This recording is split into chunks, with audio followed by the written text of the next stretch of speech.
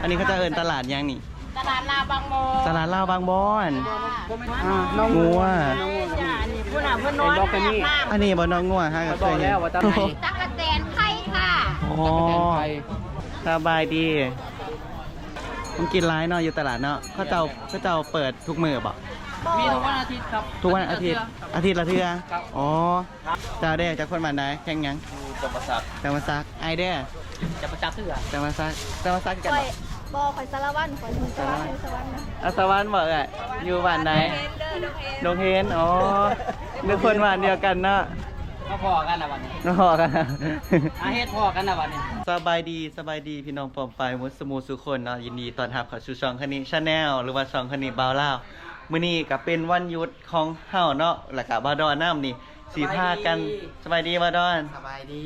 มื้อนี้ไปไสก่อนมื้อนี้ครับสิไปตลาดลาวเนาะทุกคนอยู่ในเมืองไทยอยู่กรุงเทพแถวบางบอนเนาะบ่าวดอน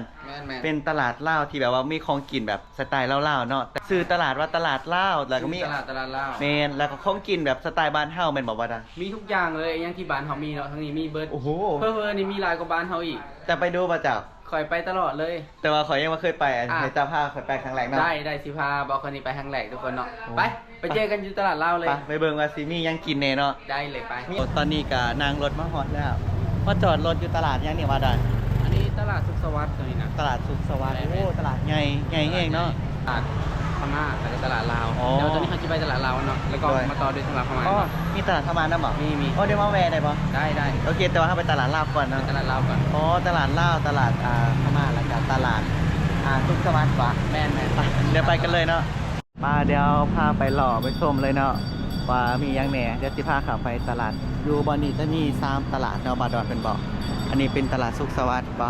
สุขสวัสดิ์แล้วก็จะมีตลาดพม่าแล้วก็ตลาดลาวแต่ว่าก่อนจะพาไปตลาดลาวก่อนนะทุกคนถ้าก็ฮู้ว่ามีตลาดพม่าตลาดลาวอยู่กรุงเทพนำเนาะโอ้โหคนเองก็มาอยู่ไทย6 ปีก็ยังบ่ฮู้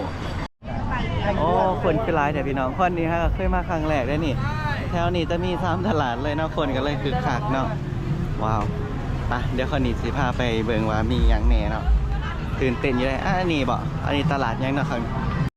โอ้บ่ดอนเดี๋ยวมาเบิ่งแน่นี่อันนี้ตลาดยังนี่จะเป็นตลาดพม่าฝั่งนี้นะมันตลาดพม่าฝั่งนั้นตลาดสวัสดิ์โอ้นี่เดี๋ยวพี่น้องมีภาษาพม่านำเนาะมีภาษาพม่านำอ๋อมาตัวใหญ่เลยโอ้ผมแสดงว่าแถวนี้คนพม่าหลายเนาะเพราะว่ามีภาษาเขาจะนำพี่น้องเบิ่งแน่นี่ตลาดนี่มีภาษาพม่านำอันนี้โอ้คนเห็นตอนแรกคิดว่าอยู่ประเทศพม่าได้นี่มีภาษาพม่าหลายๆเนาะอยู่คนนี้ภาษาพม่าบอกมีภาษาพม่านำได้นี่แต่โฆษณาไปหนังสือพม่าได้นี่เห็นบ่พม่ามีภาษาไทยนำภาษาพม่านำนี่อยู่สน.บางขุนเทียนเนาะนี่ก็ไปโฆษณามีตัวหนังสือพม่าเนาะเป็นนี่แต่ตัวหนังสือพม่าตอนนี้สรุปแล้วคนอยู่ประเทศพม่าหรือประเทศไทยนี่งงอะไรได้นี่เริ่มงงอะไรได้นี่ตัวหนังสือพม่าเห็นบ่ไปซ้ายอ้าวเจอคนลาวบ่แม่นโอ้เจอคนบ้านเดียวกันแต่เป็นคนแข่งได้สารวัตรไปเด้สารวัตรเนาะโอเคบ๊ายบายเจอกันเราโอเคบ๊ายบายเจอกันจ้าโอ้ยมาซื้อข้าว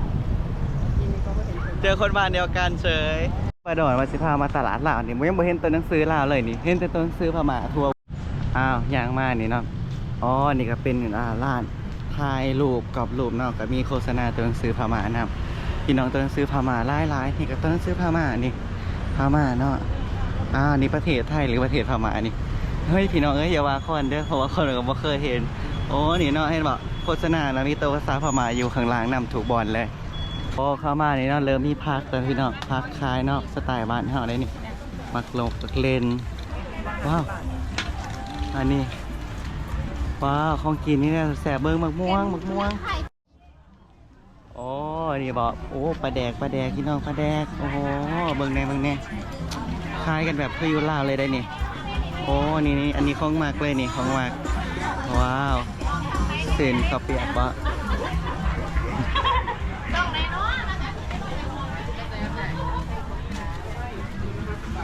ออกซ่องบ่ซ่องใดเนาะแม่ค้าบ่นี่อันนี้เขาจะเอิ้นตลาดยังนี่ ตลาดลาวบางโบ ตลาดลาวบางบอน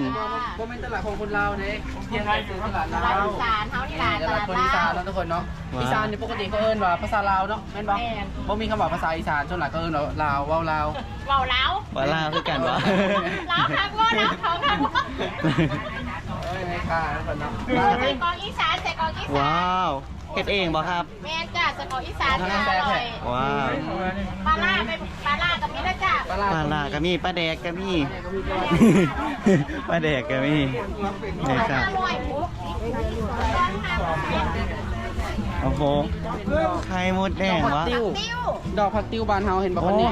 น้องพักเตียวไปเฮ็ดหยังกิน เอาไปต้มเส้นปลาคอใหญ่จ้า ต้มใส่ปะค่อยให้ ต้มใส่ปลาคอยใหญ่ ตักกะแตนไข่ค่ะ โอ้ ตะกะแตนไทย ปลา โอ้เขาถอดแล้ว ได้โทษเดี๋ยวจ้า แต่อาหารบ้านเฮา อา เนาะ หารบ้านเฮาแต่ว่าตอนนี้เขาเข้าไปเลาะก่อนเดี๋ยวเขาจังสิเลาะซื้อเนาะ โอ้มีอาหารทุกอย่างคือบ้านเฮาเลยขอถ่ายรูปในเด้อโอ้อันนี้ผมเคยเห็นตอนยังหน่อยอ อั ยู่ นนี้ นี่ ปลาไข่ผำจ้า ไข่พาม จ้าแกงเส้นหมูแซ่บหลายจ้ะ แบบร้ายเนาะอ๋อครับเดี๋ยวเดินมาสื่อเด้อถ่ายคลิปก่อน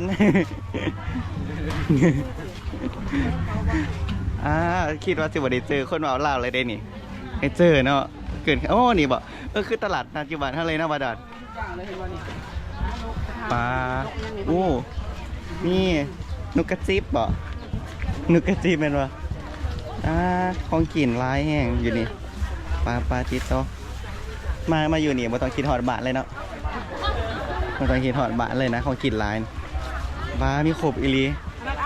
ครบทุกอย่างปลาเป็นหยัง คู่นี้เขาหูจักอันนี้เดี๋ยววงคนน่ะ แม่นบ่บ่จัก เดี๋ บ่ ยววงเราประเทศอันนั้นนะ เฮ็ดหยัง ประเทศยัง แฟนคลับนะครับแฟนคลับ แม่นบ่ เป็นทหารเนี่ย แม่นบ่ครับ เขาเป็นเอฟซีเหมือนเด้อ โดยขอบคุณครับขอบใจหลายๆเด้อ วันนี้พามาตลาดมาทัวร์ตลาดก่อน คนมาซื้อได้หลายแล้วลูก โดยได้พันนี่เจอคนหัวจักโอ้ ปลาตองดาวแม่นบ่ปลาตองดาวเพิ่น ปลาตองดาวอ่ะ อันนี้ปลายังกับบ้านเฮาเลยนี่ ปล่อยกับบะฮูคือกันจักไปยังเนาะ ปลายังลืมแล้ว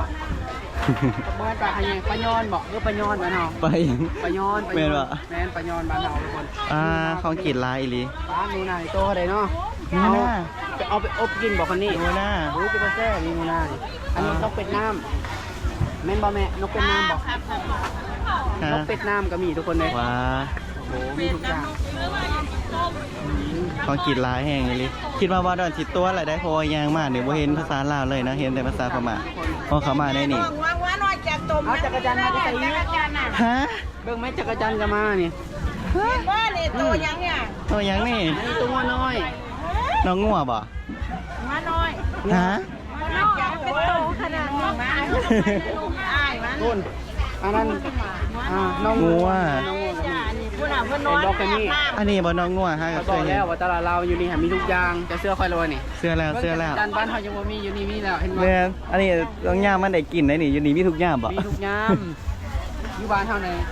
มีได้คิดได้บางยามเดี๋ยวนี้เบิดอยู่เนี่ย โอ้ ยังมีแมงอยู่ได้หันมันสิก่อนมาจอดเนาะเพราะว่าคนบริจาคมา รอมาสบายใจจ้ะ โอ้จักรจันทร์ไหม เช้าสิกินหยังล่ะมื้อนี้ มื้อนี้บ่ แม่น ตัวละ1 บาทนี่บ่ ตัดสินใจบ่ถึกแล้วเนาะแบบของกินหลายเกิน 1 บาทครับ กินบ่ ของกินหลายแฮง โอ้ตัวละ1 บาทได้10 ตัว 10 บาท20 ตัว20 บาท อ๋อจักรจันทร์ตัวละ1 บาทบ่ แม่น ถือบ่ คือ อ๋อ 20 บาท 20 ปลาหน่อไม้ไปเอามาใส่เนาะ พึ่งมาจะใส่นี้พี่บอยแม่ เออบ่แม่นย่ำ เอามัน กาลสินธุ์ ตก ตกแล้ว 30 บาท โอ้ งามนี่ทุกคนขายเขาเนาะงาม ปลา โอ้ปลา ติดโต ที่ร้ายแหะ ข่อยอึ้งเลย โอเคป่ะนะ ข่อยอึ้งเลย ไปอึ้งเลย ไปอึ้งเลย พราะว่าจะอยากกินอึ้งเห็นปะ ข่อยอยากกินอึ้งแต่ว่าอยากกินอึ้งไข่ อยากกินอึ้งไทย เลย เจ้าไปยัดใครเข้าไป งามเลย นางกบบ่ เคยกินบ้านเฮาบ่มีเลยนี่ อ่า น้ำกบนี่บ้านเฮาบ่มีบ่มี เขาจะเฮ็ดได้นี่แปดแซ่แล้วปลาของกินร้ายพี่น้องมีทหารแบบเล่าวๆเนาะทหารอีสานลาวอีสานพี่น้องเบิ่งบรรยากาศอยู่ตลาดลาวเนาะเมื่อกี้คนทำเขาเจ้าว่าตลาดย่างเขาเจะบอกว่าตลาดลาว ติดตามช่อง ไหนล่ะลูก ซ่องข้อนี้บ้าวเล่า ว่าบ้างเล่าบ้างเล่าบุตรด้วยทำก็ด้วย อันนี้ก็จะเอิน ฮะ อันนี้ก็จะเอินตลาดยัง ตลาดเล่าตลาดบางบอนเป็ดไก่ลูก อ๋อสบายดีใครยังเนาะ ใครได้ยังจ้า ใครได้ยังกินยังกันได้โอ้ อยากกินเนี้ยกับซังทานได้เด้อ อ๋อโดยครับผมกินร้ายเนาะอยู่ตลาดเนาะเขาเจ้าเปิดทุกมื้อบ่ มีทุกวันอาทิตย์ครับ ทุกวันอาทิตย์ละเทื่ออ๋อ ถามมันที่จะจือซองไว้ถามมันที่จะจังเย็น เอาหนูอยู่ซองใด คอยอยู่ช่องได้ข้าวเหนียวบาวเล่าว บ้าเล่า โดย ซองเจ้า ข้าวเหนียวบาวเล่าวภาษาไทย ก็หนีบ้าเล่า โดย เพื่อนได้ยินอยู่ เคยได้ยินอยู่ ก็เห็นอยู่ ในติ๊กต็อกเด้ข้าวเหนียวบาวเล่าว อยู่เท่าไหร่ดีครับ อยู่เอกชัย102 บอสอยู่บ้านเขานะ อ๋ออยู่ซอยนาเขต มันได้เกียรติ เลยเจ้าเด้จากคนบ้านไหนแข่งหยัง อยู่จำปาสัก จะมาซักไอเด้ จะประจับเถื่อ จะมาซักกัน ค เห อ ร ย อ บอกคอยสารวัตรคอยถึงสารวัตรสวรรค์นะ อาสวรรค์บอกอ่ะอยู่บ้านไหน เด้อเด้อเห็น ดงเฮนอ๋อนึกคนบ้านเดียวกันเนาะ ก็พอกันนะวันนี้ น้องหอกกัน อาเฮ็ดพอกันนะวันนี้ เดินขับใจเด้อโอ้ เอาไปเบิ้งวันนี้แล้วสิลูก โอ้ถุงละร้อยทั้งนิ่มบอลและทั้งเพิง ทั้งมิ่มครับอันนี้พึ่งครับเนี่ยจะนั่ง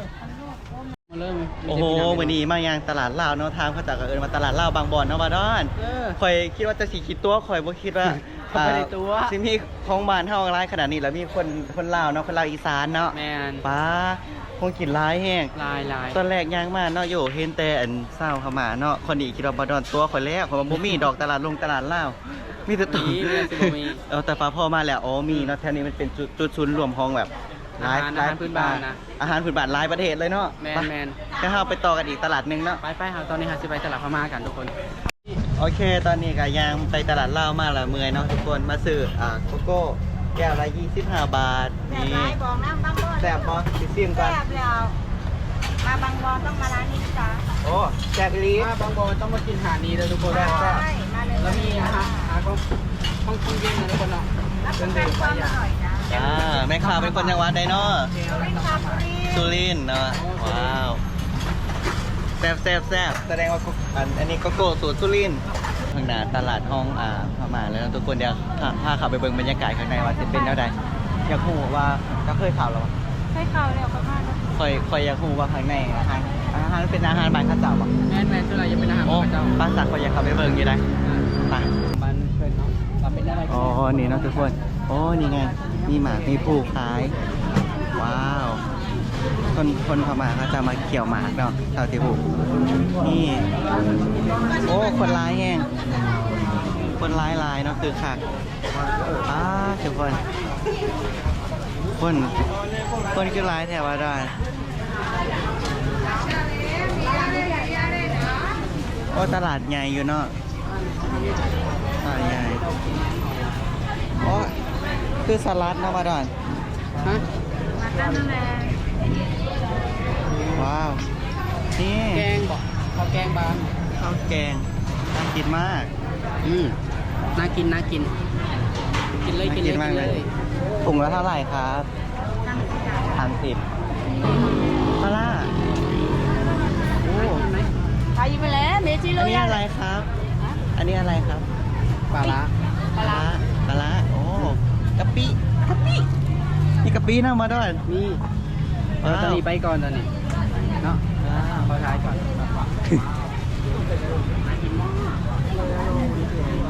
โอ้นี่ไงมาด้วยปลาร่าบอก แมนบ่หัวปลาทะเลหรือปลายัง โอ้เอาเลยปลาร่าบ้านเขาแต่ว่าคือบ้านเฮาบอก แมนบ่คือกัน ว้าว นี่ปลาร่าเนาะ ตักใส่ปากคันเองมักโอ้คันนี้เลย มาอยู่แล้วเจ๊ขา ครับอะไรบางทีเขาไว้ตลาด โอ้เอาไปตลาดก็เห็นหลายสิ่งหลายอย่างที่เราเคยเห็นเนาะ ร้านนี้ยังบ่เคยมีบ่เคยเห็นเนาะ แต่ว่าแม่ค้าเขาจะว่าไทยบ่ได้อันนี้ แมนเข้าไป มื้อนี้เฮาก็ได้มาเปิดประสบการณ์ใหม่ๆเนาะขอบใจบาดอนหลายๆเด้อบาดอนฝากซ่องแหน่ตาพี่ซ่องบ่ฝ ฝากกดติดตาม2บาวดอนเด้อทุกคนเด้อชื่อว่าบาวดอนแก้วเป็นภาษาไทยนะทุกคนเนาะบาวดอนแก้วเด้อทุกคนเด้อ โดยขอบใจได้ไรเนาะที่มาเปิดประสบการณ์พาไปเที่ยวไลฟ์ตลาดเลยมื้อนี้ได้เห็นสิ่งใหม่ๆที่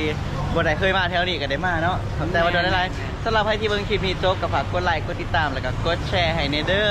ถ้าว่ายังผิดก็ต้องขอโทษขออภัยเนาะ